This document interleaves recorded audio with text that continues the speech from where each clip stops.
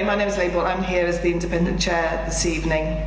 I'd just like to introduce the panel members: Councillor Koza, Councillor Eamon, Councillor Needham-Watts, Councillor Crouch and Councillor Chard. And I understand Councillor Bennett and Councillor Roberts, the leader of the council, are also in the room. Cool. What's up? Wow. Back chatting going on here. The community conversation, I understand it's been going on for the last year or so, and the administration of Richmond Council have committed to working with local communities to have a borough that is fairer, safer and greener. A borough that is for everyone, where everyone has the opportunity to have their say on prominent local and borough-wide issues. Community Conversation is the Council's community engagement programme. One aspect of this programme is a series of events, which you'll hear tonight, and it's hosted by the local ward councillors. And each event has an independent chair, and that's myself, to ensure the event runs to time. Everyone has the opportunity to have their say, and the event doesn't become too political, and no one issue dominates the discussion. I understand the fire exits. It's a bit like being on the plane. You're there and at the back. Hopefully we won't have a fire. And my role is to help field the questions and ensure that we run to time and hopefully run the event as smoothly as possible. I understand you've got the agenda, and it's me for 10 minutes, then a review of the achievements and actions of the councillors, and then there are 2 pre-submitted questions, and then there's some open floor questions, which we should be finishing at the last minute at 9 o'clock. That's going to be the last time. I've also been asked to read out the below by council officers helping to organise this event. We encourage debate covering all issues at this community conversation meeting. However, as the European election has now been called in May, election regulation states that the council is now in purdah period. That means that questions regarding Europe or Brexit cannot be covered at this event. No comments. Thank goodness, a night without it. Sorry, no, probably shouldn't say that either. The council's website includes comprehensive information regarding how to register votes, polling stations, etc., and has a detailed section regarding what support is available for European residents. Questions regarding either of these topics cannot be directed to council officers within the room. They can, but not at this part of the event. At the end, they will stay and answer any of your questions. I think that's it. We've got these lovely microphones, and you will have the microphone. Ellie will have the microphone, and I would like you to use the microphone because it is being recorded, and without the microphone, it will not be picked up by the film.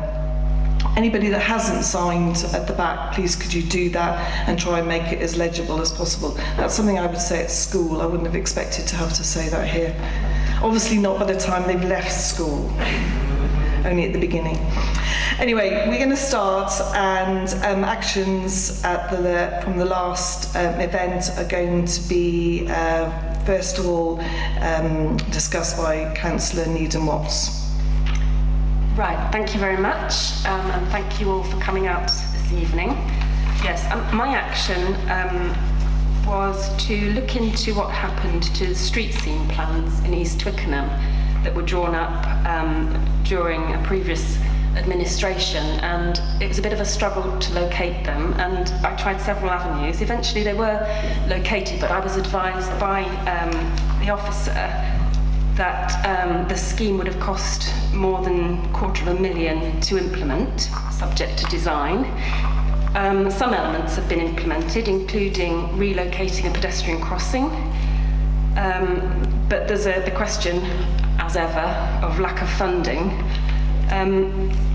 But I'm continuing to chase this because I don't want to be dissuaded from the quest so easily that we need better pavements in East Twickenham in the shopping area.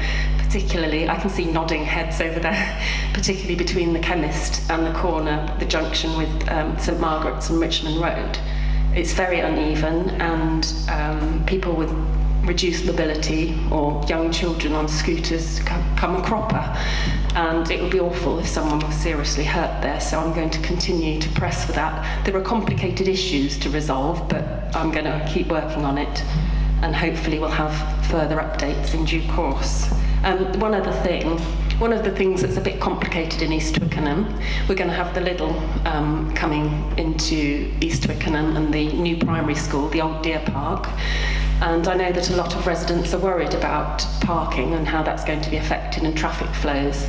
As part of the planning permission for the Lidl school, they were obliged to come up with funding, and part of that is committed to a CPZ consultation in East Twickenham, and we're expecting further details of that very shortly. So that will all feed in to what can be done about the streets and pavements in that area. I hope that's helpful.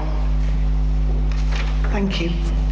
I also, now there are going to be some actions outlined, and I think Councillor Emma's going to start with responses in relation to the 20-mile-per-hour consultation. Okay, thank you. So I won't say too much about it because we spent an extensive amount of time both at this community conversation and at all of the community conversations I attended talking in detail about the council's proposals. What I would say is, for those of you that don't know, the consultation resulted in an outcome where residents' views were very split on the proposal in front of them. We had 49.7% of respondents saying they were against the proposal, 47.9% saying they were in favour, so a difference of 171 responses between the two sets of views. So an unenviable outcome in terms of deciding with the wisdom of Solomon how one should proceed. So what we did as a listening council is that we recognised that there were drawbacks for a number of residents, and I won't go through all of the detail of the analysis that went into looking at what residents said. But what we have tried to do is to accommodate the most significant concerns expressed through the consultation and come up with an amended proposal which resulted in the omission of, I think, three major, at least wholly or partially, arterial routes within the borough subject to further work, and some other mitigations and improvements, including a commitment to an independent air quality assessment which will be undertaken as part of the deployment. But in essence, we proceed with an amended 20 mph proposal off the back of that consultation, and that's really all I wanted to say about that. And if there are questions later, I'm very happy to take them. The only other thing I'd add as a sort of update feedback piece from a St Margaret's and North Twickenham perspective is that some of you may be aware that for a long time my fellow councillors and I have been pushing for improved access at St Margaret's station, and pleased to be able to say that in a number of months Network Rail and South Western Railway will be implementing a side gate access at St Margaret's station, which will enable country-bound service access at grade without having to use steps for those in need of it, which is a cost-effective accessible improvement for St Margaret's, because it will enable inter-town travel as well via Twickenham, which will have interchange facilities via the newly installed lifts. So latest update is that sometime around the summer St Margaret's station should have that side gate implemented, which will enable people with disability issues, buggy users and so on, to have greater access to that station. So I think that's a good outcome for something that I know that fellow ward councillors and residents have been pressing for a very long time indeed. Thank you. Have any other councillors got any actions or feedback? Yes. I think we've got a couple of things to report on. I'd just like to report on the implementation of the buffer zone around the BPAS clinic on Roslyn Road. That's been implemented now, which prevents anti-abortion protests and vigils in the vicinity of that clinic on Roslyn Road. It's been a concern for residents for some time, and for visitors to the clinic, both those attending for abortion advice and those for other services such as post-miscarriage care, where being targeted by individuals standing outside the clinic can be very upsetting. It's also been a concern for staff at the clinic and for the nearby uses of the nearby GP surgery and nursery. I mention it in particular because it's a good example of effective cross-community and cross-party working, and I'd particularly like to take this opportunity to thank our Conservative and Green colleagues for their support and the work of our predecessors, Helen Hill and Susan Chappell, for initiating this process and continuing to actively support it since last May. I think it's important that where we can agree on things, as in this case, that we work closely together, and we're very glad to have been able to do so. Just to update on Marble Hill House and Park. You'll recall about this time last year, English Heritage had an application that was quite contentious. The application was then withdrawn. And English Heritage then brought forward a consultation process which involved various stakeholders. Julia and myself attended various consultation meetings, which resulted in a new planning application, which had much more support from residents. That application, again, Julia and myself spoke at the planning committee in favour of English Heritage's application. The committee voted in favour of the application, and the permission has now been granted. English Heritage are waiting for final confirmation from the Heritage Lottery Fund as to the monies that have been invested in our area, and from this coming season the house will be closed for the various improvements that I think are going to be a significant benefit not only to this immediate area but to the borough as a whole. Thank you. Well, I think most of you will know that I've been busy doing my best for the borough as a mayor, and I've been raising lots of money for my charity, visiting residents groups. I've got one more charity function to go on the 10th of May, and one other important thing that I'm working on is a peace and unity event we're holding in this hall on the 12th of May. It's with the West London Dialogue Group, and it's a dinner event. It's a free event, and residents are invited if you are interested. I've got some leaflets here, or look up on the website, or let me know, and I would be pleased to see you there. It's just about creating a more united and peaceful communities. That's my comment. Thank you very much. And now we're going to move on to the pre-submitted questions, and Anne Hardwick has got the first question. There are two pre-submitted. Anne? Yes. You want me to read it out? You can read it out, or Ellie, but yes, please. We've got the microphone.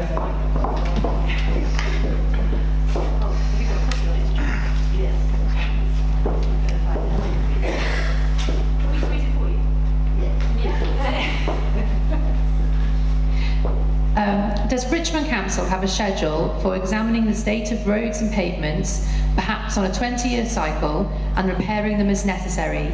If so, how long will it be before roads such as those in Heathfield South turn comes round, as the pavements there and other places are very broken and uneven? If you have no such a plan running, may I suggest you start one? Thank you very much. Councillor, I'll answer this as I'm the Transport Cabinet member still for the moment, and we're transitioning to a committee system. But the answer to this is that the straightforward answer is yes, we do have a programme, a schedule. The determination of the roads and the pavements for repair relative to the amount of money that we have allocated to those activities every year is decided by what's called a condition index. It is an evaluation, an objective evaluation undertaken by officers about the state of those pavements and roads. And unfortunately, in a borough that has a number of cases of roads and pavements in need of work, we have to concentrate our energies in a sensible and proportionate way on those that are most damaged. So in terms of Heathfield South, My understanding from officers is that according to our 5-year programme, which we have a provisional 5-year programme which is based upon those condition indexes, Heathfield South is included on that list, albeit quite near to the end of the 5-year programme. So we'd expect the works to be carried out in probably 2 to 3 years' time on Heathfield South.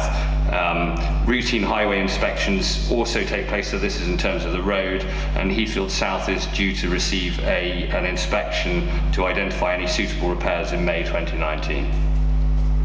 That's for the road, but not the pavement. So my understanding is my original question about the 2 to 3 years is for the pavement and the road. We'd expect that to be done, but we're also doing periodic assessment of roads for any necessary remedial repairs in May.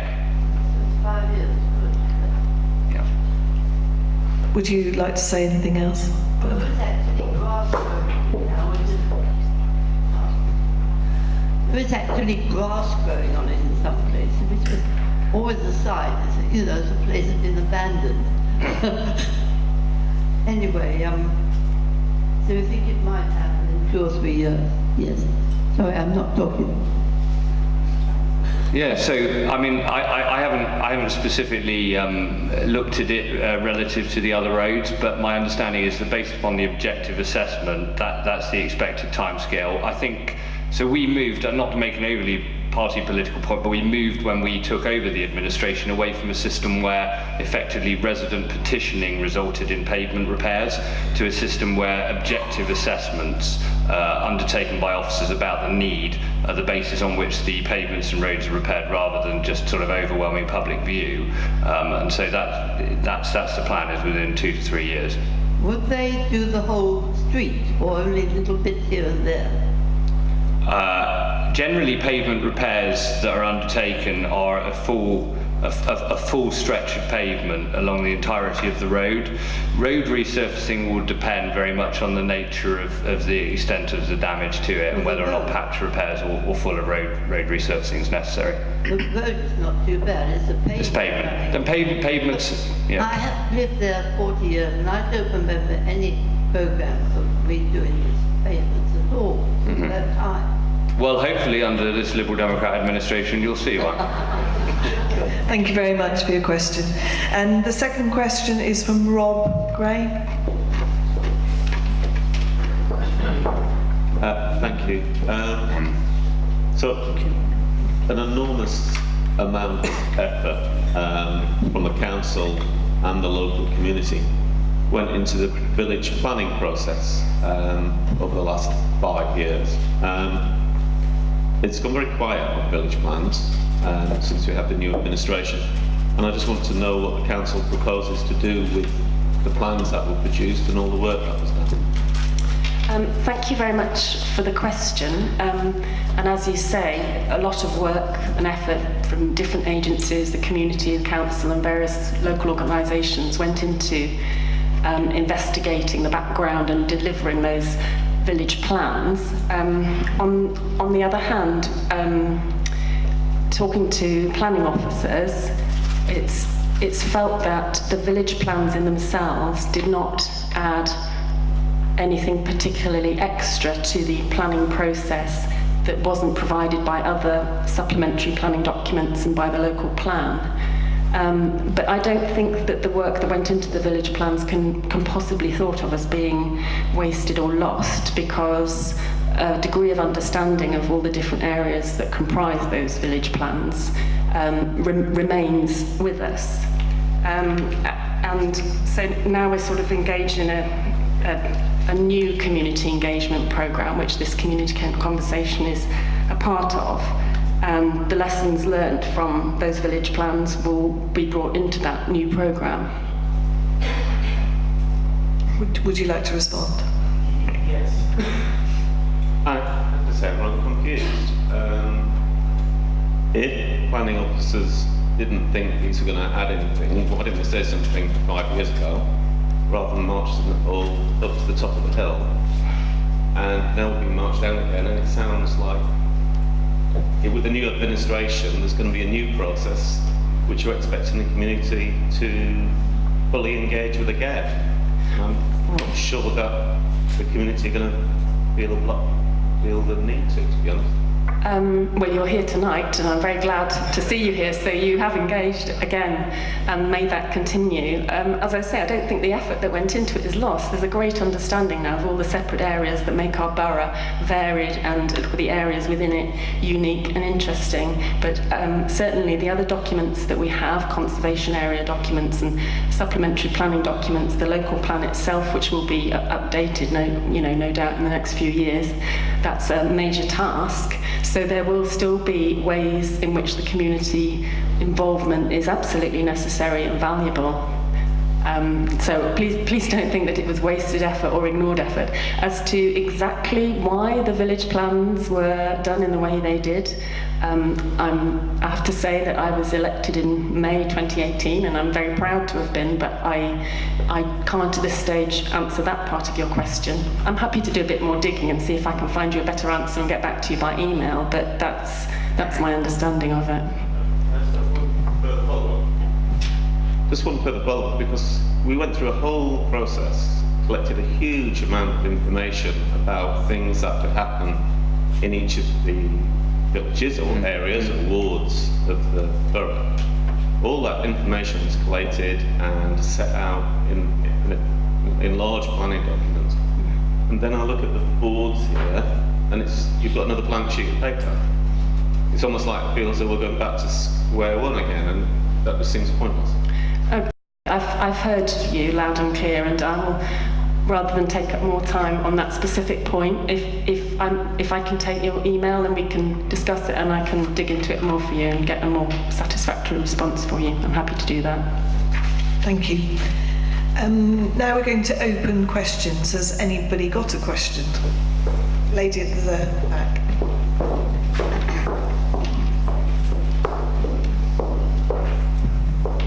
I wasn't going to ask a question, but it follows on from the lady who was talking about Heathfield South. I'm on the Twickenham Society, and Philip Morgan, who is also on the committee, is very concerned about the number of people who are turning their front gardens into car parks, concreting them over, not necessarily with a cut down, and he would like some council to start looking at it seriously, because of the concrete, it's not porous, and of course the water then runs off and down into the drains and is being wasted. He feels that the whole of that area is now turning into a car park of people's gardens and the bits of road they can park on. I just wondered, when you're doing your work up there, you could have another look at that, please. I imagine we can look at this. I think the point I'd make is it's perfectly understandable point of view about the sort of transition of front gardens into parking spaces. The way that the process hasn't changed, I should say, from the previous council's administration. There are a set of rules which stipulate the size of the garden that's necessary, and various things like not having trees in the way of potential egress points and so on, which make it necessary to comply with in order to have a legal, what we call a legal crossover, to enable you to park your car off street. So those rules haven't changed. We can consider changes to them. All I'd simply say is that in the same vein as those views, I've also had representations from many residents who are dissatisfied with how stringent those requirements are, and have found themselves the wrong side of decisions, or have an inability to be able to have off-street parking. And indeed, some people have argued that we ought to look at making this easier for those who might want electric vehicle charging off-street. So it's not an easy one. I'm alive to the issue.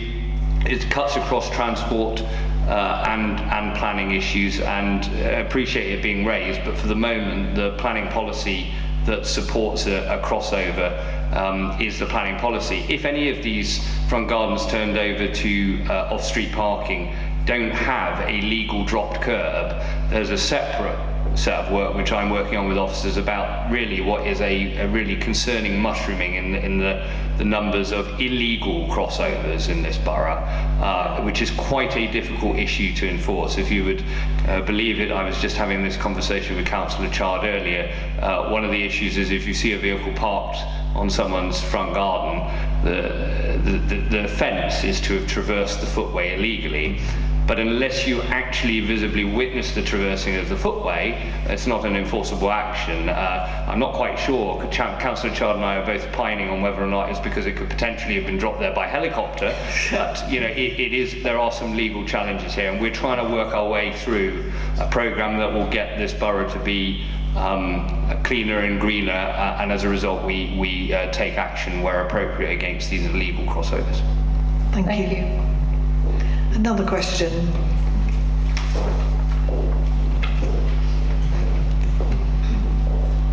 I'm pleased that the 20 mile an hour is going ahead in essence. What I wanted to ask was the roads that have been removed from that, are you going to be looking at increasing the safety measures on those roads? You have to forgive me because the numbers of the roads doesn't instantly leap to mind, but there are 3 roads which have been either partially or fully omitted from the initial deployment, and those roads are omitted on the basis of what we call a corridor study. So those roads will have effectively a set of officer evaluations made about the roads. And a wider consultation of residents on and just around those roads.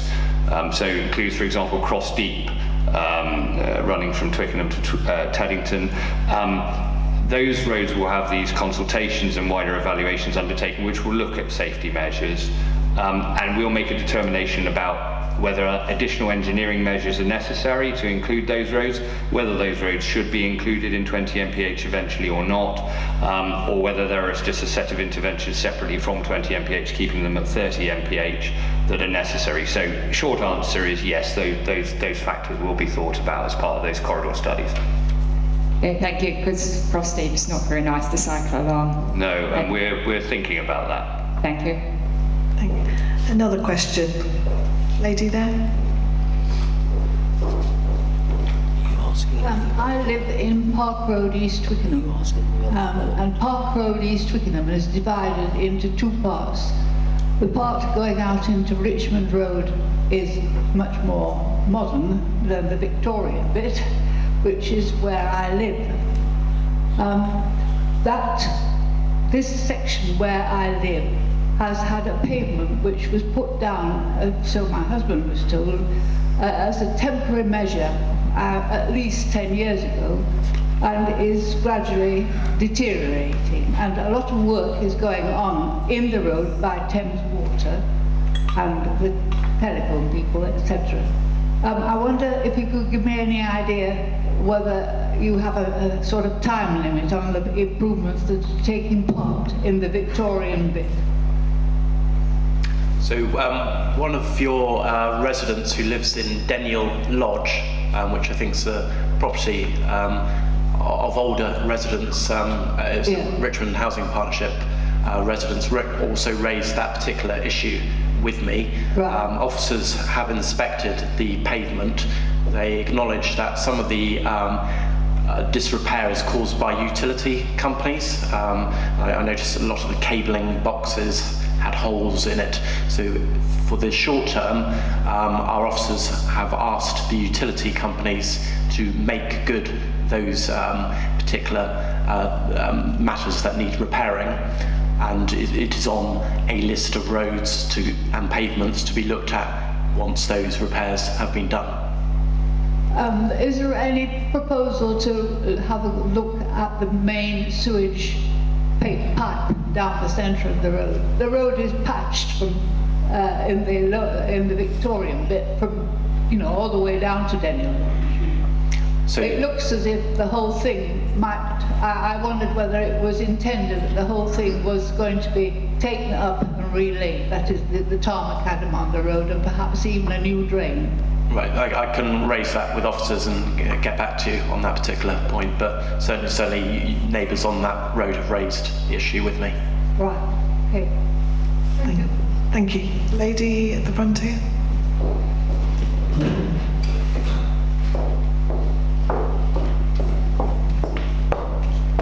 Hello. Last time I was in this room, I came to a rather weird consultation process with Heathrow Terminal, 3rd, 4th, 5th runway through.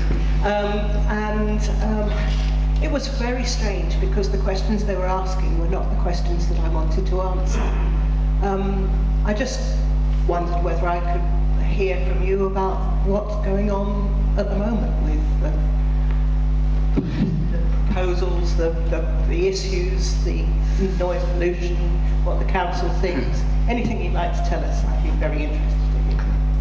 I'll have a go. Councillor Roberts may want to chip in too, we'll see. But start of 10, very simply put, is you should know we're absolutely opposed to further expansion at Heathrow. We have been in time immemorial and we continue to be. And I think the most material factor is that we are part of a number of local authorities who have brought legal challenge against that expansion. Councillor Roberts may or may not want to say more on that particular point. Hello. Judicial review is going to be, the judgment is being given tomorrow. It's going to be a judicial review between various councils and Tent and Action Group, Friends of the Earth, various groups which have brought various different cases about air quality, congestion, overflying and all of that. It's out there, but we don't know what the result is yet because the judge is being very, very feisty and is threatening to throw somebody in chokey if they break the embargo. So you won't know anything tomorrow until 10 o'clock. But watch this space and we'll let you know as soon as we do. Yeah. Thank you. Another question.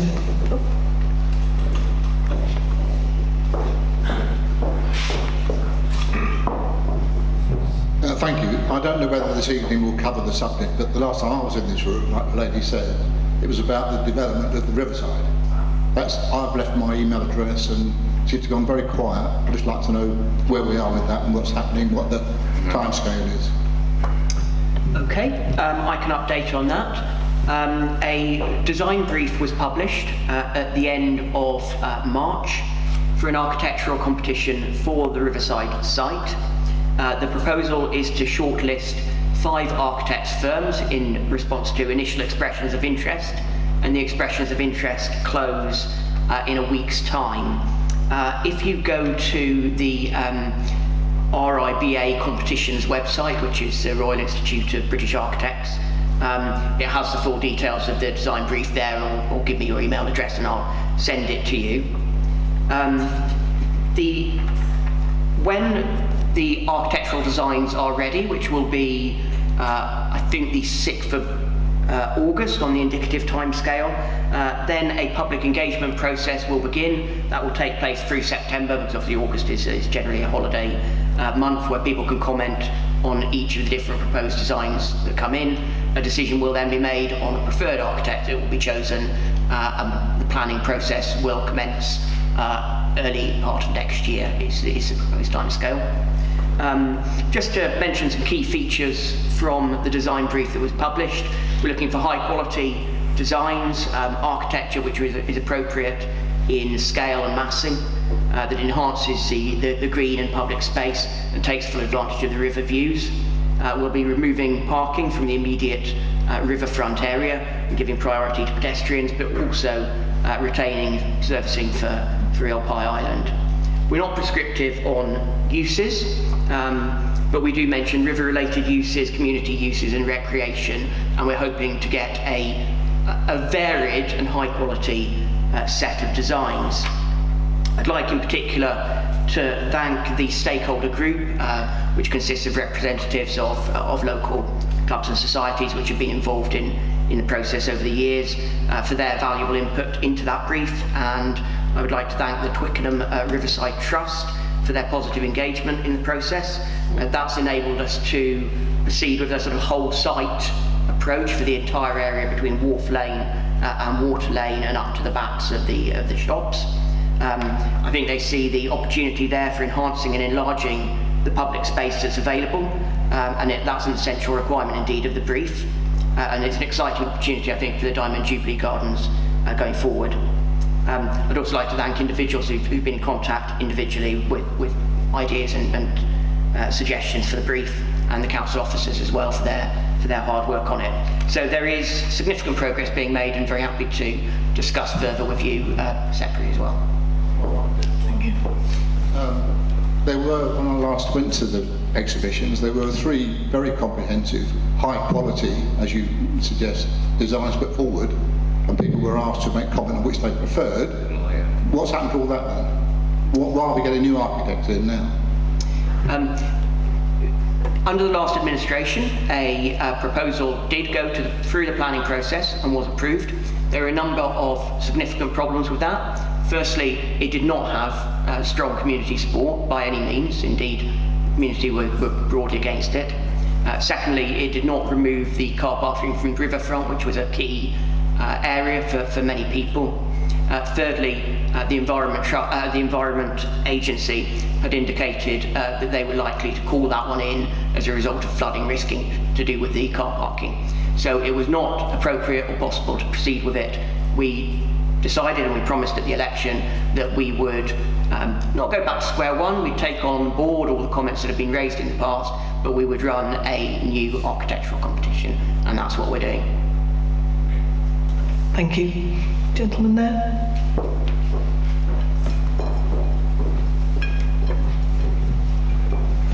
I'd like to raise another problem about Water Lane and the car parking, and to suggest that since there is an area that is marked out as a car park, I think it is 34 spaces, the fact that it is now shut off because it has been partially dug up means that the embankment parking is now extremely crowded and very difficult indeed to find anywhere to park cars at all.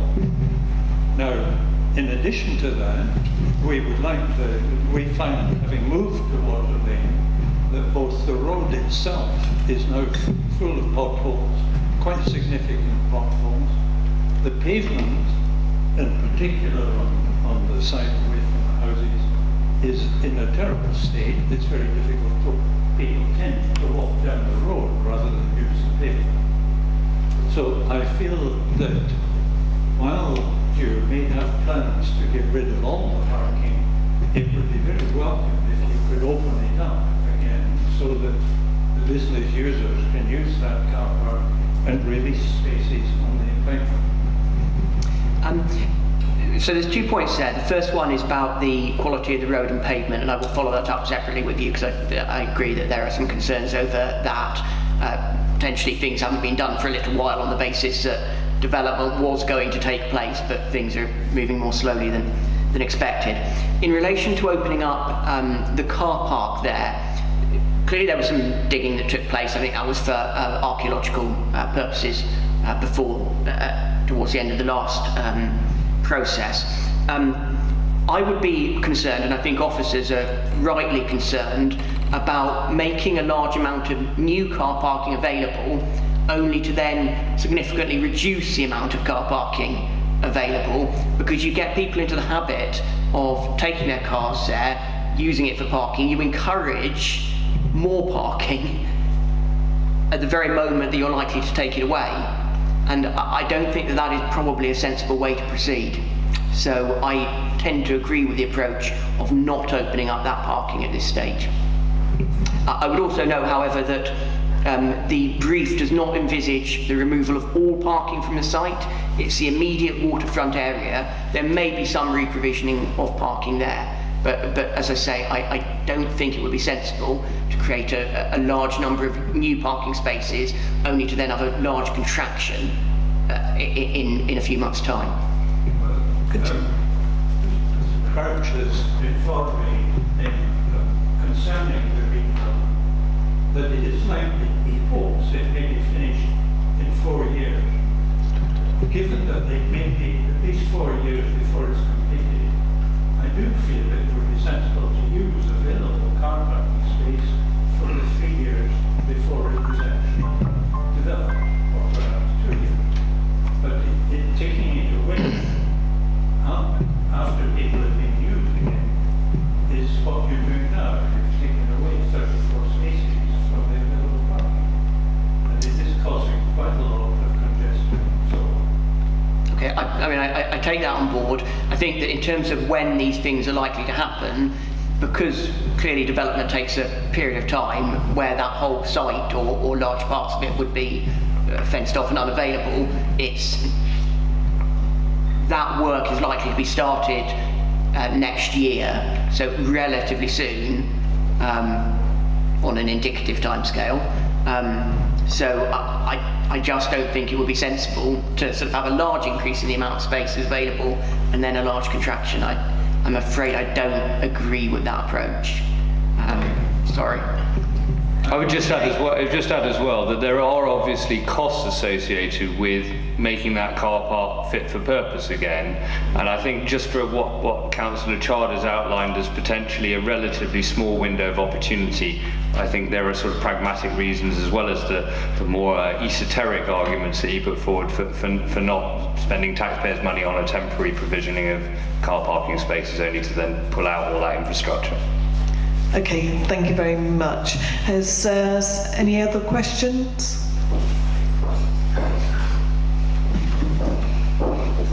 Mr. Edmonds.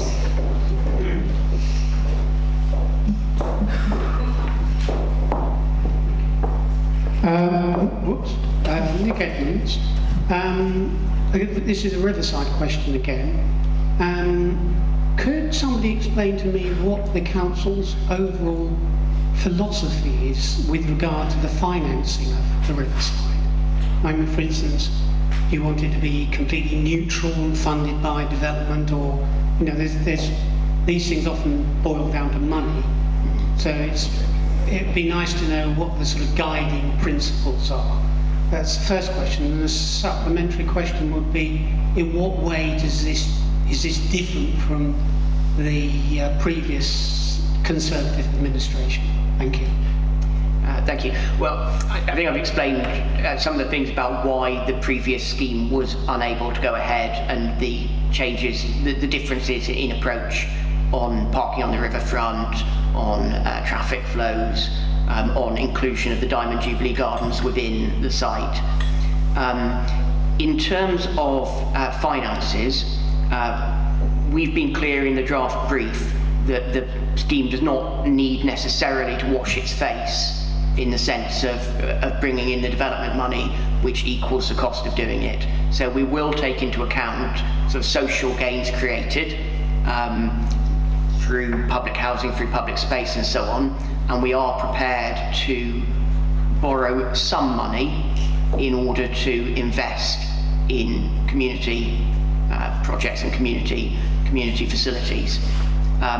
There will be full guidance provided to the shortlisted tenderers in that respect, but we are seeing it as an investment in the community and the future of the Riverside, and not purely as not indeed as a profit-making scheme. Okay. Does that answer your question, or would you like me to? Well, with regard to when I asked about the difference between your approach and the previous administration, it was more about the philosophy, financial philosophy, rather than the actual scheme. I mean, is it the same as the Tory administration? I think, you know, just to give you a different voice on it, but James, tell me if you disagree, but the Conservative proposal was exactly what James said. It had to wash its face.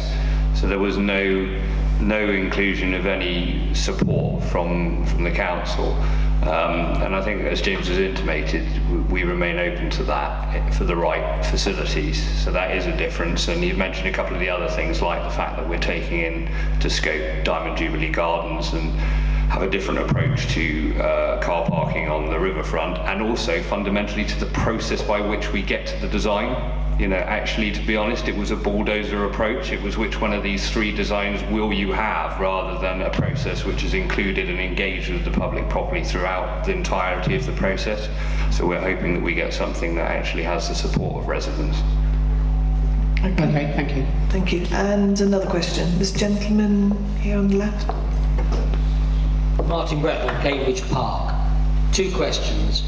With the CPZ consultation, can you please take into account the excess parking we get now from the Bridge Club, which means we residents cannot park in Cambridge Park on the nights that they work until 1 o'clock in the morning. When you come down in the morning, the space is all over. It's crazy. How can we actually work with the Bridge Club? Obviously, they're going to have to pay for it. Everything was okay until 10 years ago when the bowling club allowed them to park in their car park, but since then it is absolute chaos. Second question regarding the 20-mile-an-hour limit. Great idea. What happens to the cyclists that overtake buses and cars at 30, 40 miles an hour? Happened today, coming down Richmond Bridge. Why there aren't more accidents, I don't know. And how also, I know it's very difficult, when you've got cyclists going over Richmond Bridge, the anger that's coming from motorists who cannot overtake, which we understand why, but then when you get coming up towards the Odeon, you're getting catering vehicles parking outside the pub at 8, 9 o'clock in the morning, creating a hell of a tailback. Surely you can get some control. Okay, should we take the Cambridge Park CPZ first? I mean, all I'll say about that is there'll be a CPZ consultation. You know, please make your views known throughout it. I think the difficulty is, I don't know the ins and outs, so ward councillors for that ward will be more familiar with it. But if the hours of operation, when they're agreed on by residents of a CPZ, don't interact well with obviously the hours on which people are visiting the Bridge Club, that the issue will remain. I mean, most CPZ hours, well, there aren't 24-hour CPZ hours anywhere in this borough, so the difficulty will be dealing with evening parking. Well, what they actually do is they're residents from the borough and they come in and they're using their visiting. Well, there is a solution to that. I think we have given thought to making those scratch card permits zone specific only. So that's, I don't know whether James or any of the other ward councillors want to add anything else to that. But. And the second question about fast cyclists. So fast cyclists. So first of all, I'll start with a point of disagreement and then get back around to hopefully being on your side a bit more. Generally, cyclists don't do 30 or 40 miles an hour. You have to be a serious damn athlete to keep up the speed of that. But I take the broad point about sort of some macho cyclist behaviour. I think part of the endeavour of 20 mph is about having a civilising effect on our road, and hopefully what we'll see in terms of those people using bicycles on our road network is actually a widening of appeal, so that the archetypal mammal, as they're described in their lycra, is not the only emblem of the cycling fraternity we see in the borough, but hopefully we'll also see more mature members of our society astride bicycles too.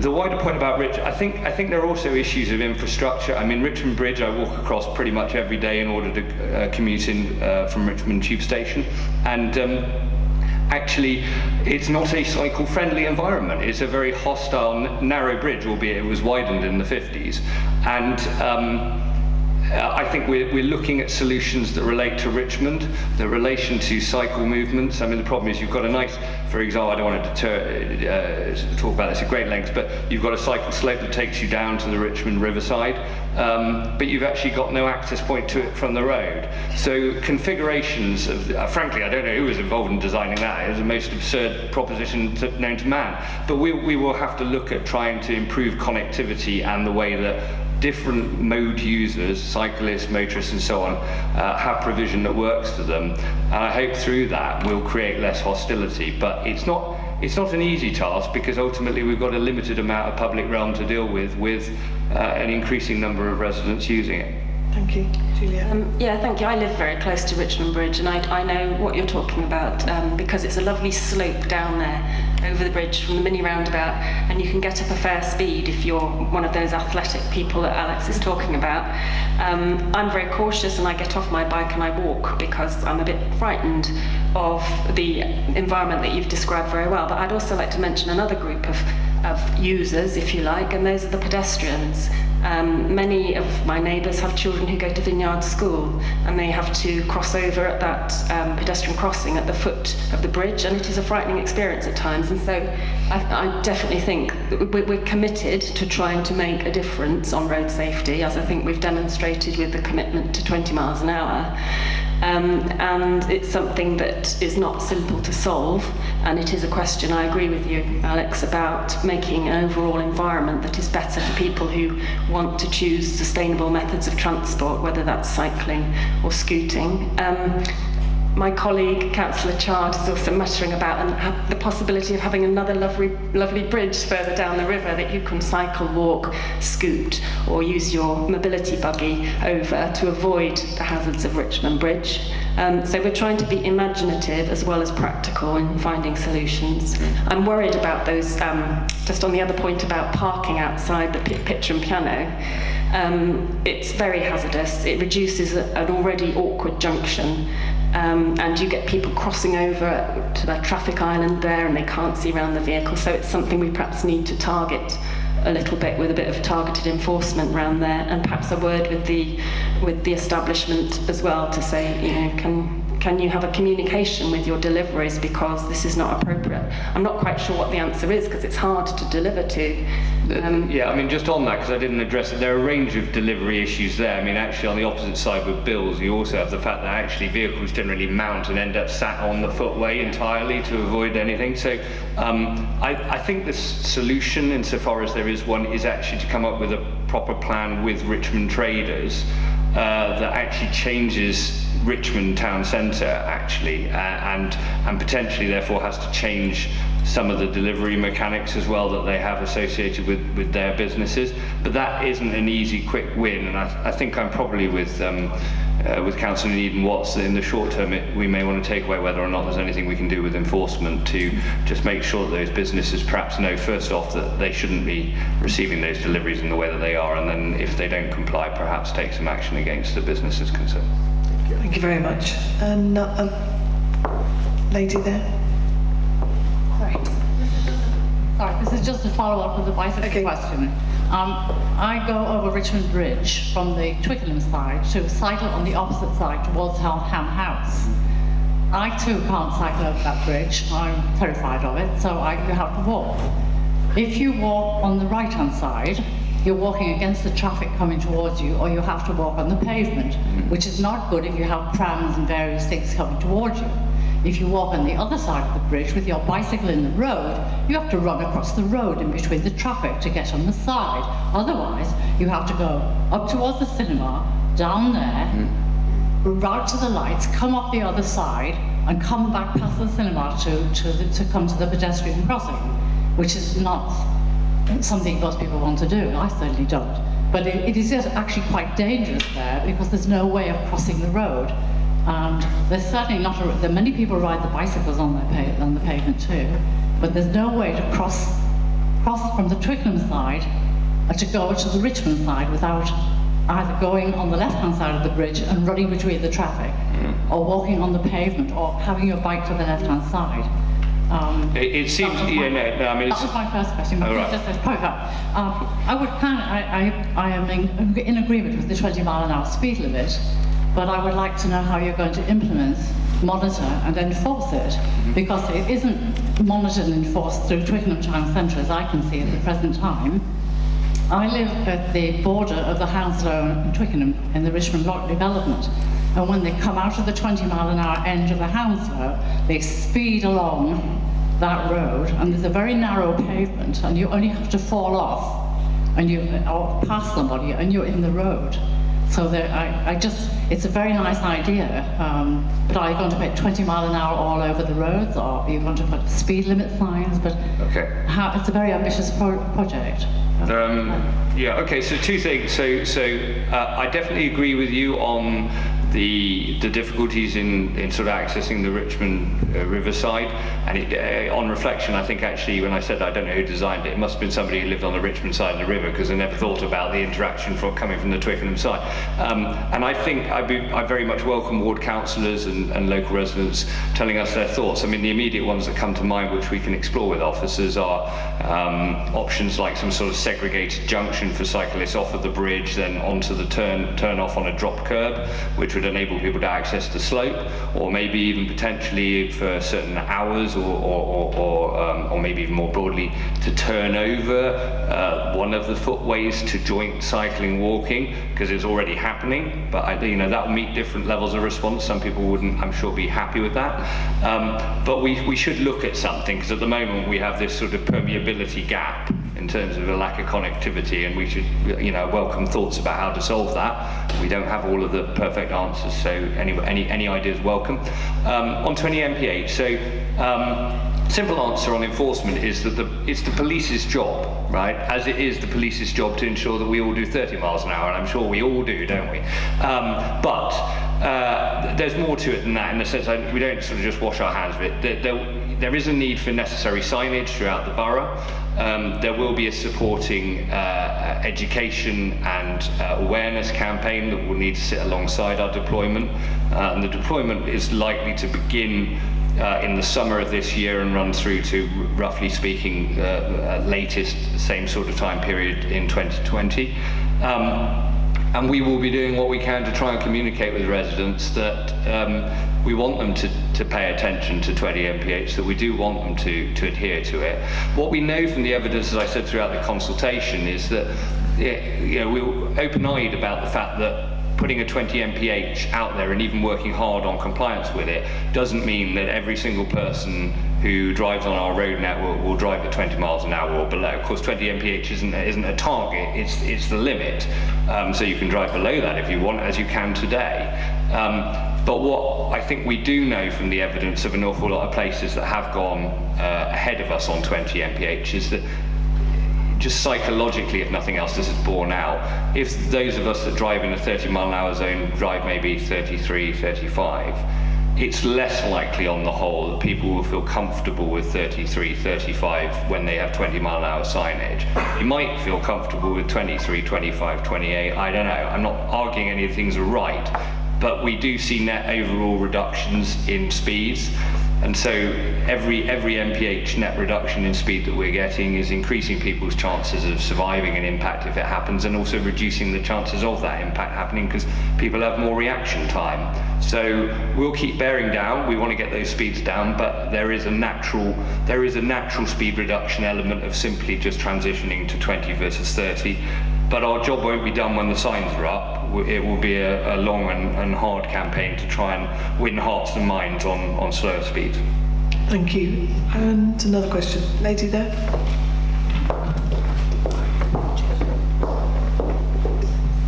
Hi, it's more about road safety, I'm afraid, continuing the theme. You were saying about a safety awareness campaign. Something that, I'm not a cyclist, but as a pedestrian and a driver in the borough, just amazes me is the seeming confusion or lack of awareness by both pedestrians and drivers about who has priority at junctions. You get pedestrians walking straight across the junction without looking left or right. And equally, when I'm a pedestrian, I sometimes get drivers stopping for me saying, please go ahead. And I actually stand there and say, no, it's your priority.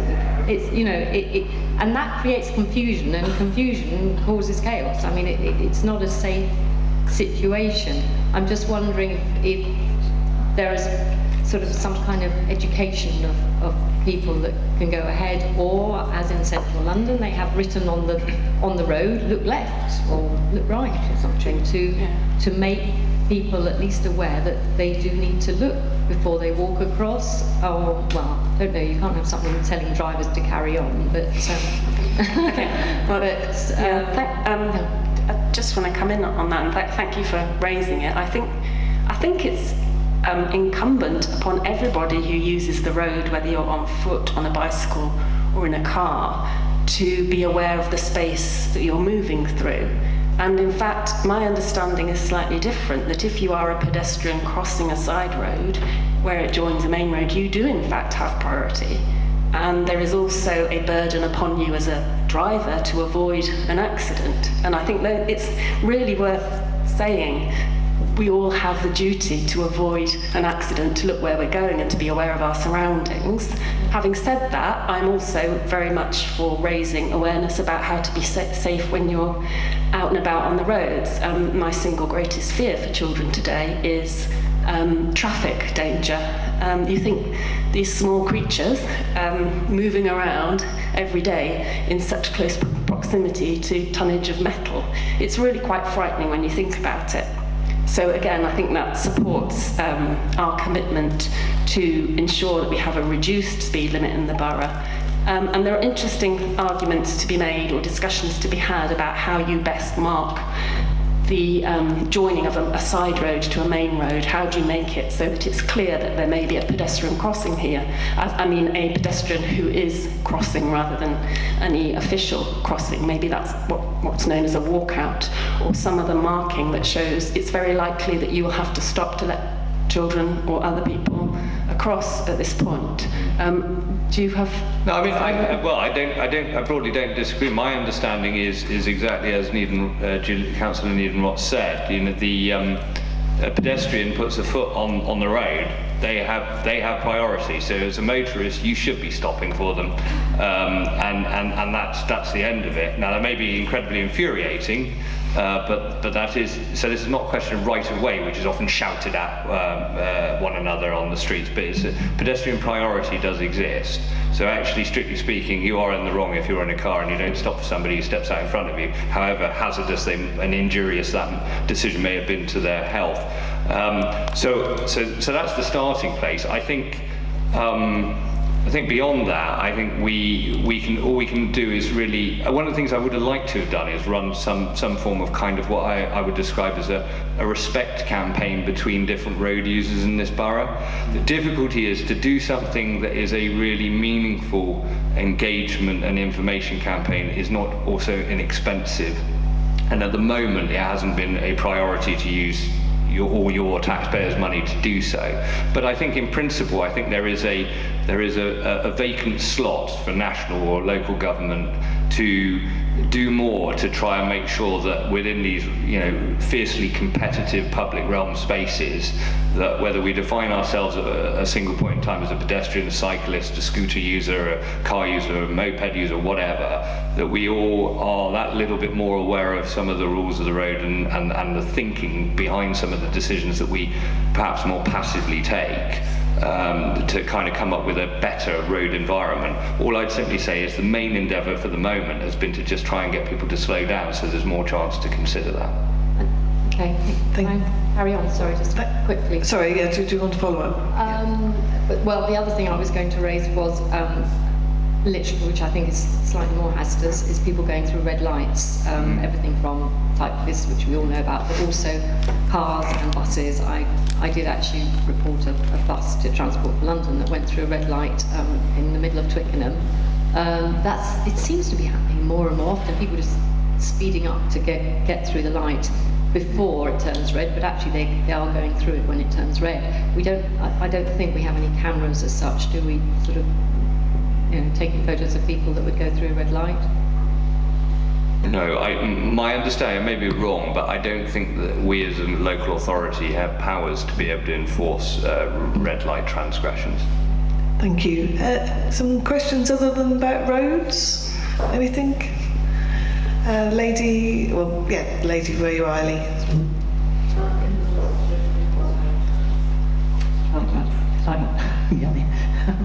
Elizabeth Strick, Hillpie Island. I'm afraid I want to go back to the parking on the embankment thing. Is it absolutely graven in stone that parking is to be taken away from the embankment? I'd like to say that I think cars on the embankment are an eyesore. I think it's a waste of a lovely bit of riverside, but it is needed. There are firms that have people coming to see them all the time. We've done a survey on parking. We found that something like 70% of the use of parking spaces was nothing to do with residents. It was to do with people coming to visit businesses, to visit clubs on the island, to visit workshops, all kinds of things. And it's become more and more difficult now. You can't come by public transport as easily as you could because the bus stops have been moved out of the centre of Twickenham. So we don't want to encourage people to come by car. But, you know, if you want to draw people into this wonderful new place that we're going to build, then we really need to make it a little bit easier for them. Whether the parking could be pushed maybe a bit to the back of the site in some way, I don't know. But that, yes, that last point you raise is an important one. The brief is very clear about the immediate riverfront area. That is not to say that the idea of any parking on the site is excluded. So there could be potential to push things further back.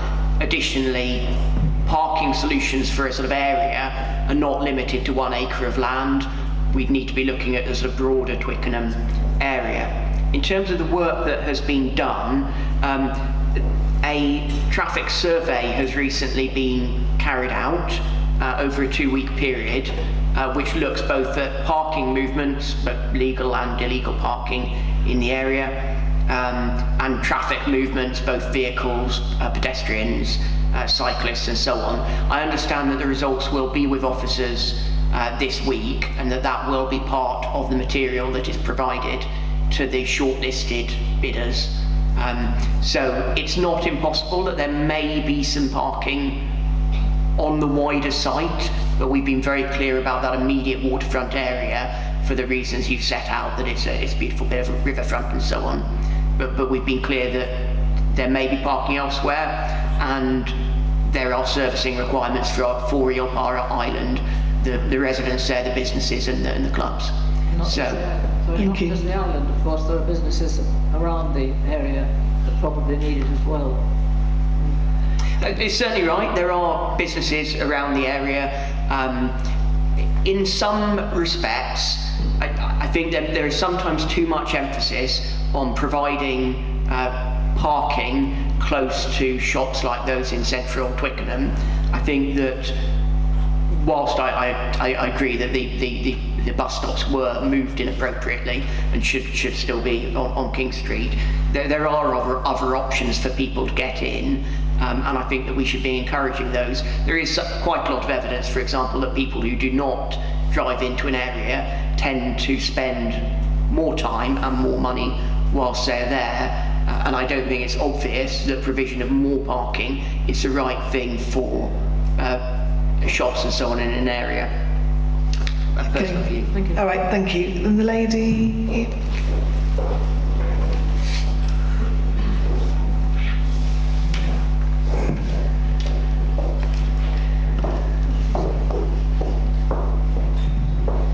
I'd like to raise the point about the council's relationship with freeholders of some of the buildings along the main roads.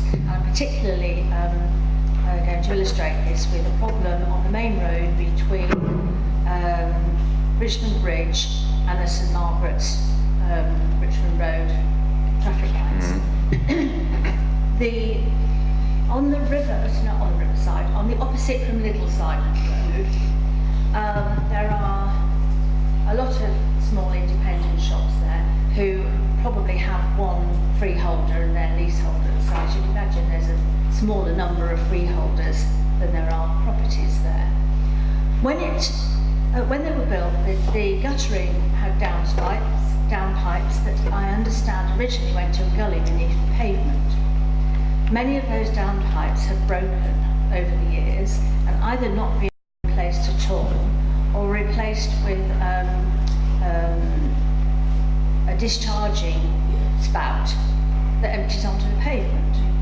So when it's raining, it's a wash on that pavement. Personally, I've had shoes ruined because you're literally walking through puddles as you walk along that road. And I can't see why the council can't enforce those properties or the freeholders of those properties to properly repair their infrastructure of their property so that it's not creating a public nuisance. In the winter it then will ice with all the issues associated with that, and I was previously a member of a residents association in that area, and we raised it with the council. I appreciate it's a different administration now, but we raised it with the council over a series of years. Nothing. Okay, well, thank you for the question.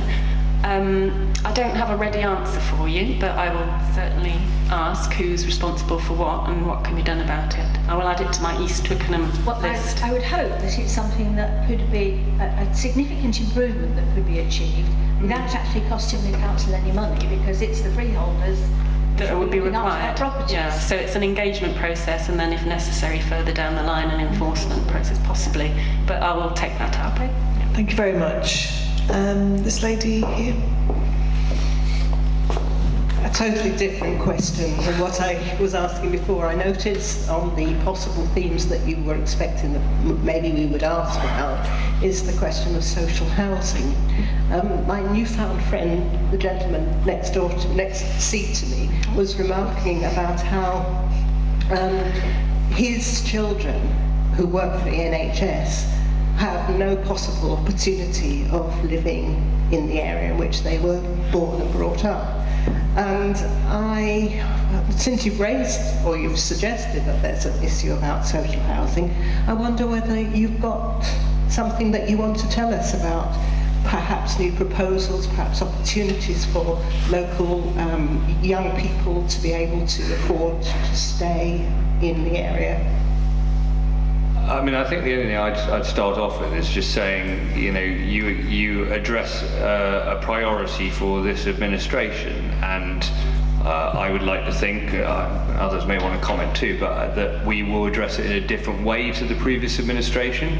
To use an expression which I'll not reference the officer, but in planning terms, often there are a set of trade-offs that you have to make as a local authority about what types of improvements and infrastructure you can get as part of a development. Part of that mix is about the provision of social and affordable housing.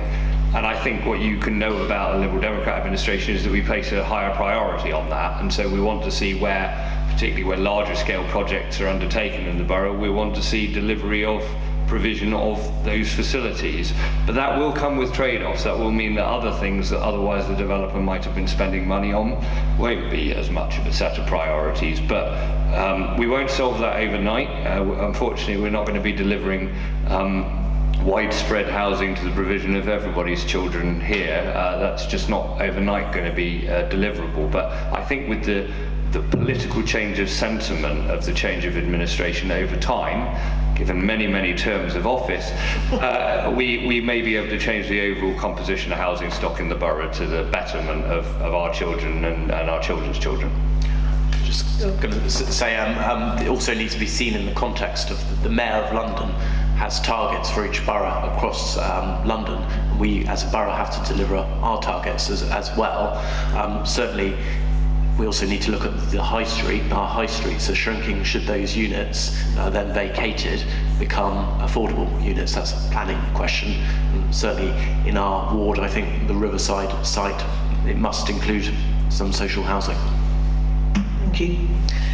And the gentleman there. No, the one there, that gentleman's already asked a question. No. Sorry to labour the point about parking, but the discussion about parking seems somewhat vague and lacking in arithmetic. I would have expected that parking would have been subject to a traffic study that would have led to a detailed parking requirement that would cover the needs of Ilpai Island and other areas, and that would be a criteria for the architects as part of the competition, as opposed to a result that will come out of the creative process of the various architects' proposals. So my question is, you mentioned the traffic study, has a detailed traffic parking requirement been established? And is that going to be a condition for all of the architects who are going to be submitting proposals? The traffic study has been completed, as I say, and will be made available to the shortlisted tenderers. It's not available at the moment. In terms of a specific requirement within the site, I think that it's expecting a little bit too much of developers to do all that work for us. In terms of parking in Twickenham, there is more of a parking requirement than 1 acre of riverfront land. It is for the councils, for the council officers themselves to look more broadly at making spaces available not only on that 1 acre site, but also further away and in different areas. So there will be very clear information available to architects about what the traffic flow movements are, what the parking requirements are, but I think it's unlikely that we would say there must be 40 spaces, no more, no less. Thank you. Is there another question about parking? Oh, another question about...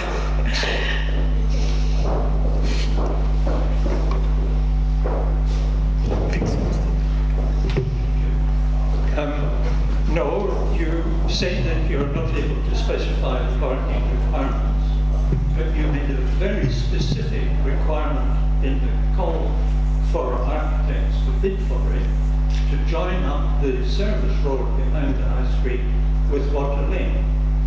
What was the thinking behind that? There's a wish to shift servicing for the shops on King Street from use of the Riverfront Road to use of the King Street Service Road. That's the thinking behind it. But they do that already, they use the service road. I think that the traffic survey will indicate otherwise.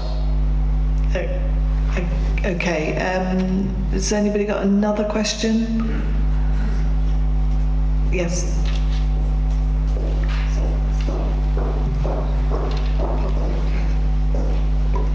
Apologies for the multiple questions, but I have two this time. The first one is quite a quick one. When you mentioned social housing, if any developers came to you suggesting negotiations that included things such as a pour door or play areas that were only available to some of the residents, what would your response be? As an administration, we wouldn't favour them. So I think we have had those types of conversations, and we've been very clear that we don't support those types of pour door you can refer to. I'd go further. Sorry. I'd go further. I'd say I'm quite aghast at the thought. Yeah. I think Roger wants to add something. I'm trying to be diplomatic for planning reasons. I'm disappointed that applications were allowed under the previous administration that had gates on the front, which I don't think is because cohesive communities we need. Thank you. Lovely, thank you. Just another question. I've heard that you're moving to a more committee arrangement. Could you briefly explain how that will work, and just to mention how it's not going to develop a silo thinking, just as a sideline? Or if it is on the website and I can't find it, please feel free to direct us. Okay, thank you. That point about silos is a really relevant one, and I think there is a tendency, you try to become knowledgeable and expert in your own area, and there's a tendency to be very focused on that area, where for me that's environment, for Councillor Eamon it's transport, and I think actually we're quite lucky in that we are in neighbouring wards, we see each other and talk things through, and that has given me certainly an insight into transport issues I might not have otherwise have had. But I think it's something that everyone should be mindful of, regardless of the system that you have, to bear in mind that your colleagues might have a different insight. And I think that's true if it's a committee system or a cabinet system. I think the advantage of a committee system is going to be that it brings in the people who aren't the portfolio holder who don't perhaps have the regular contact with officers that portfolio holders have, and it brings them into the decision-making process. So you broaden out the experience and the angles of insight that can be brought to any decision-making. And I think that's useful, and I'm hoping it'll be a very constructive process. I don't know whether my colleagues have got anything to add. Yeah, I mean, the main difference, I think, is that, and it's kind of odd when politicians give away power, but, every cabinet member, as I am, and as Julia's colleague, Councillor Ellingorn is, we had the ability to be able to sort of sign off individual decisions and so on, and with sort of presidential decree. And by moving to a committee system, instead what happens is the power being vested in one person is vested in the overall makeup of that committee. So it means that ward councillors from all around the borough are part of, not just scrutinising, but actually actively taking the decisions. So that means that every representative in this borough plays a meaningful role in the actual policies that affect residents' lives, as opposed to simply, I think what you could argue under the cabinet system is a bit more of a kind of fig leaf process of scrutiny. And as Liberal Democrats in power with a majority, we can see the merits of a system that involves opposition parties, which I wish our predecessors had been so minded to do while they were in power.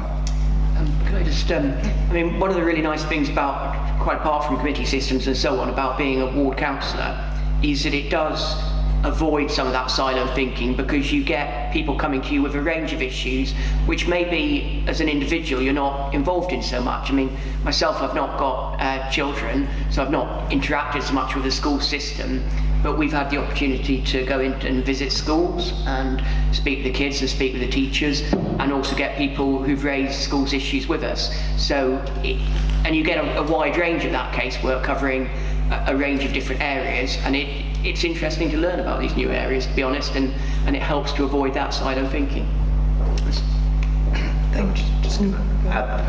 My area is adult social services, and I'm very keen to hear the views of you as residents, users of those services, and I think the committee system will provide you with more opportunities to speak to us as councillors. And I'm also interested in knowing what our Green and Conservative colleagues have to say on issues that we're bringing forward, and they will have some ownership of those decisions. Thank you. Any more questions? Nick.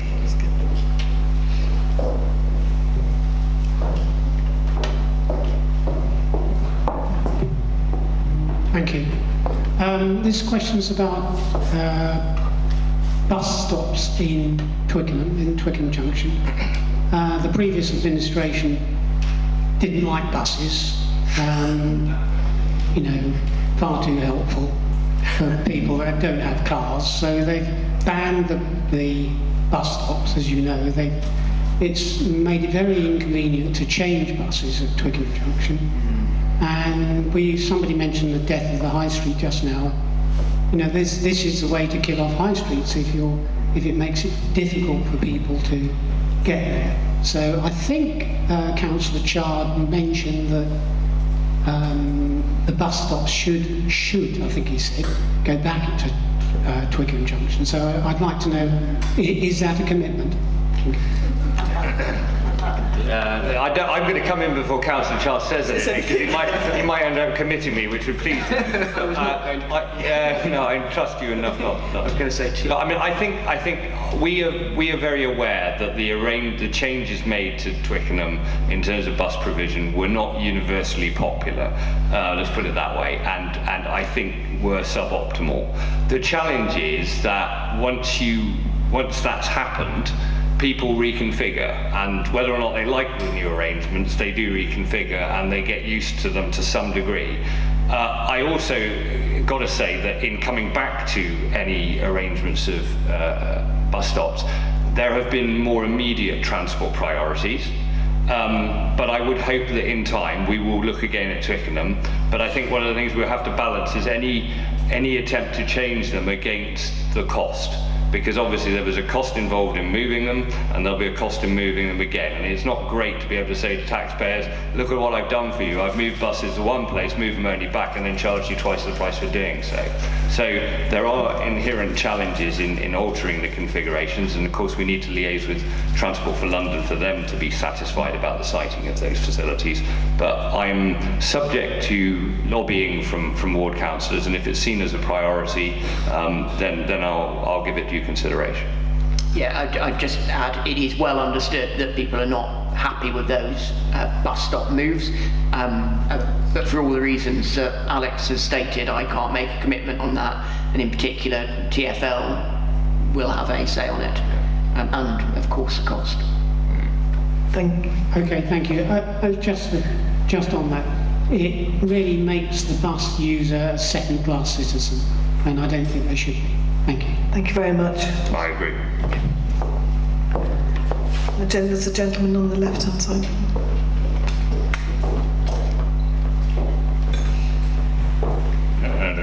Did you speak? Yes.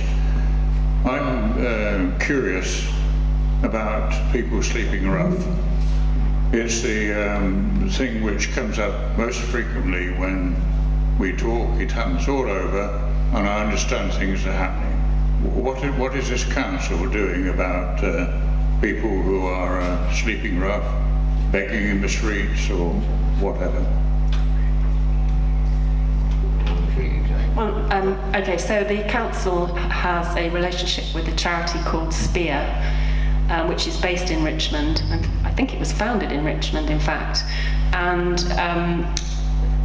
what's called a multi-agency approach is the one that's taken, and that can often involve officers from the Parks Department, officers from street scene and enforcement, staff members from Spear who have expertise in approaching people who are sleeping rough or who are just sort of hanging around the streets and apparently without anywhere to go, and the police as well are involved, and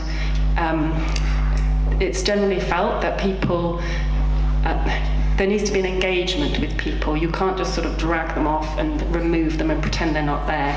If, for whatever reason, through misfortune or whatever has happened, people find themselves on the street with nowhere to go, as a society, we have to try and help them help themselves to a solution.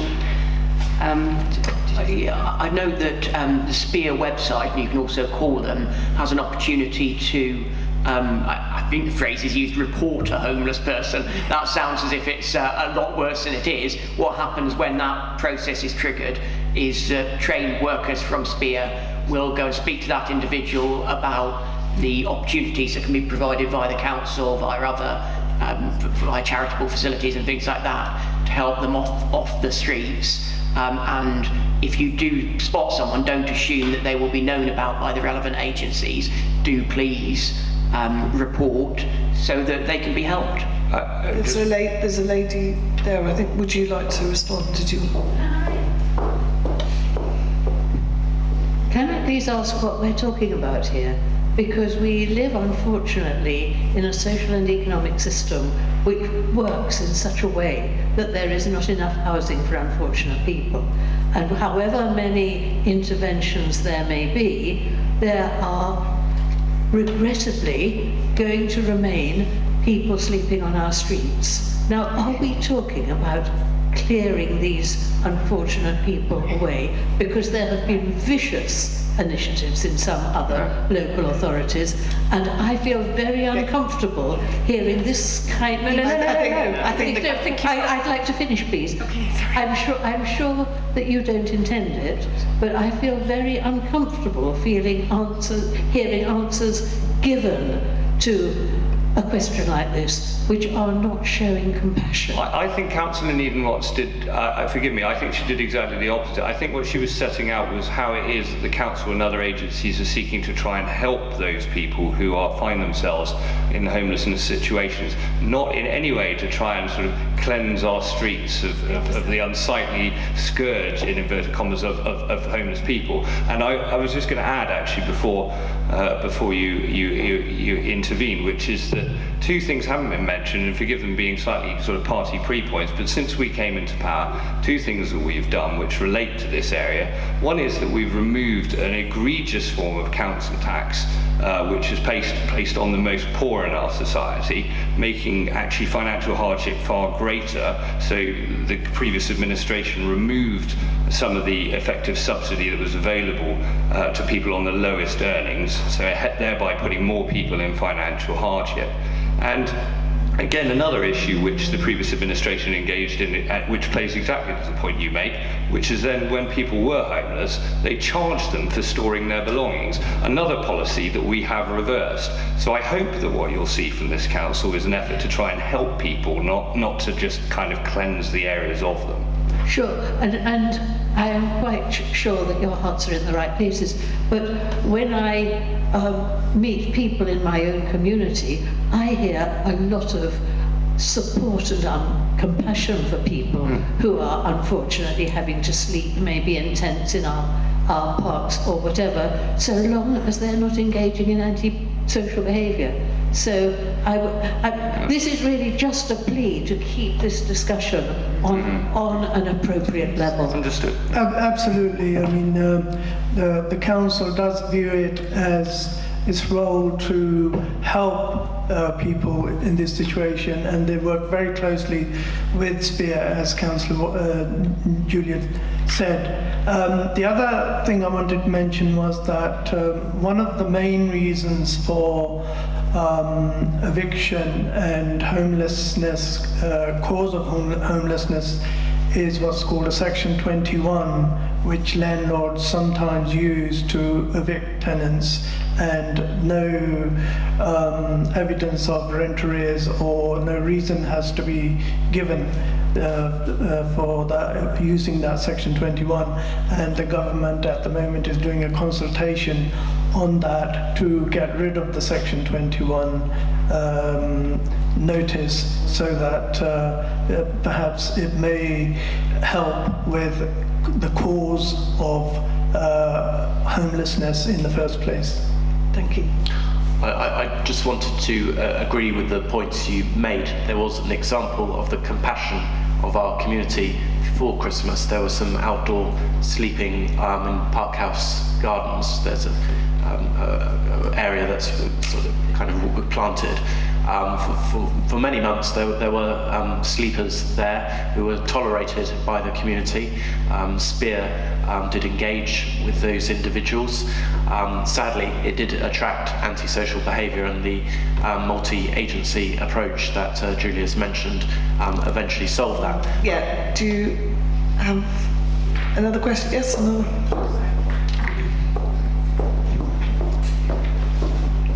I'm only asking another question because I noticed that you have RFU plans on the list, and I wondered if that was because the RFU do have any plans that you want to tell us about.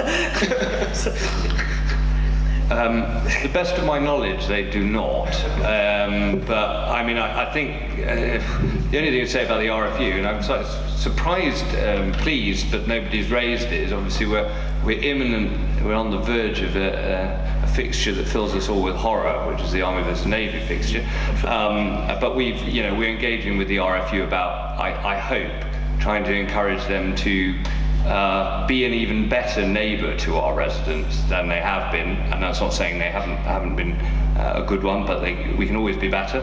And fixtures like the one coming up at the weekend are obviously quite testing periods for a lot of residents because of the disruption that ensues. So I don't want to lead the debate, but if you've got any questions that relate to the RFU, I'm happy to take them. Do you have a follow-up question?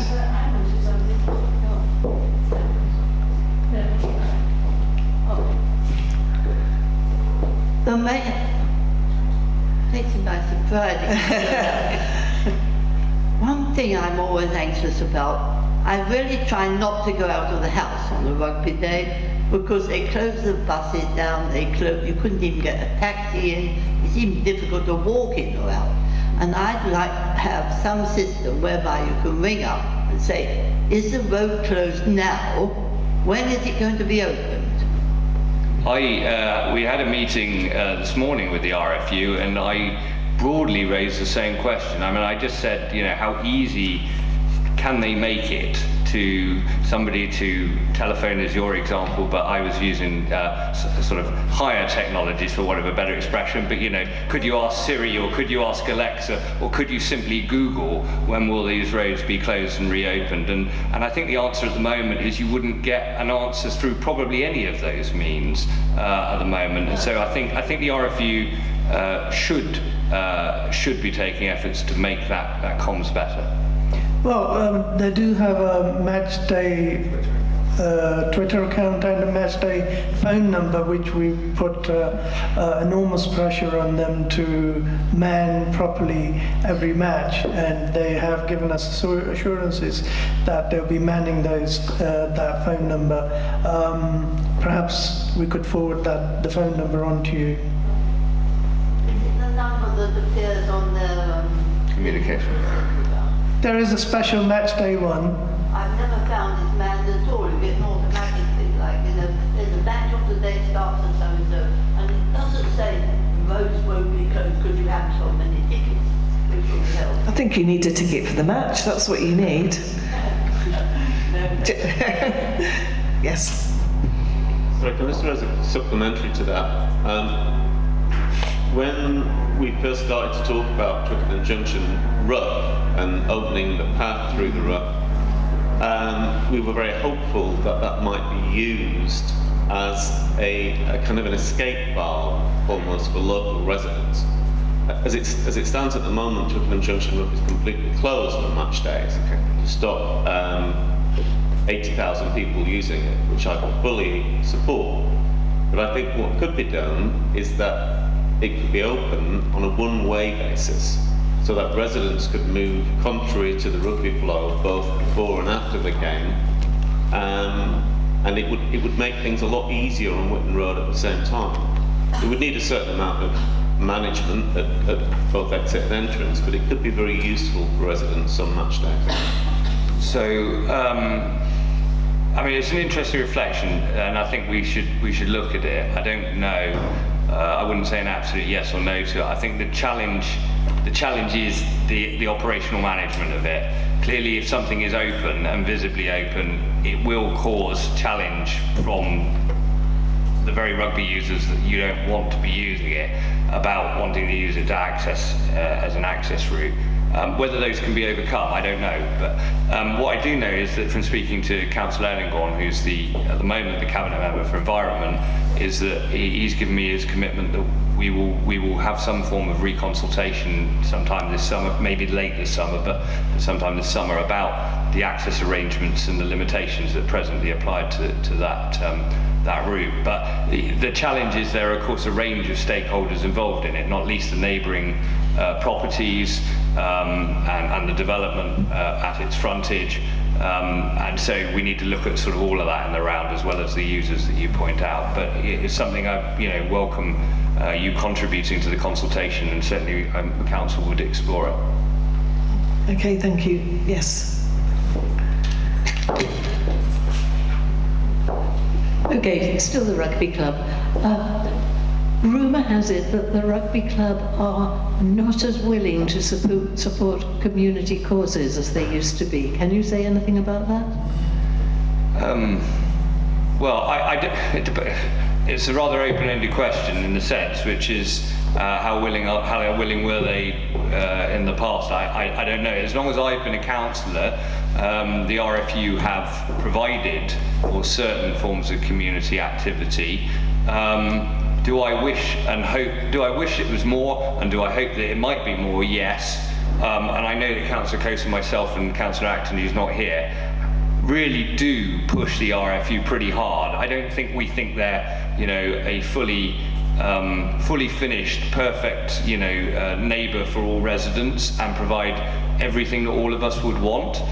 So we keep holding their feet to the fire. And if you feel that, I'm supposed to flick the question back at you, if you feel that you don't see sufficient community donations and activity, I would certainly be very interested in hearing you say that, and others to pressure the RFU in that regard, because I suspect they will be more likely to listen to widespread vocal concern with the invisibility, if if that's how you perceive it, of their support. Thank you. Yeah, I absolutely agree with that, and we are always pressing them for organising the events in a more resident-friendly way, and particularly the local residents who are en route from the station to the rugby ground. So, you know, whatever is happening is not happening because, you know, you're not being represented. Actually, Councillor Coates makes a really good point, which is that, you know, in our sense as local ward councillors, we know where the impact of their match day activities are, and in a sense that's where we want to see the RFU concentrate their support and their assistance. I'm sure it's great for if you're in Teddington or Hampton to benefit from the RFU, but actually it's on the doorstep of the RFU that are really getting the impact, and so as a result we think that's where the benefit should be too. Thank you. Any more questions? I think we're getting to about 8:45, so anybody got another question? Okay, well thank you very much, because people have started to drift off. I'm guessing they're time to go home. Thank you very much for coming. Thank you to the councillors, and thank you to everybody who's given up their time this evening to make it a very interesting event. Thank you. Ladies and gentlemen, before you all go, could we thank our gracious chair for this evening? Thank you, Elaine Moore, ladies and gentlemen. Thank you very much.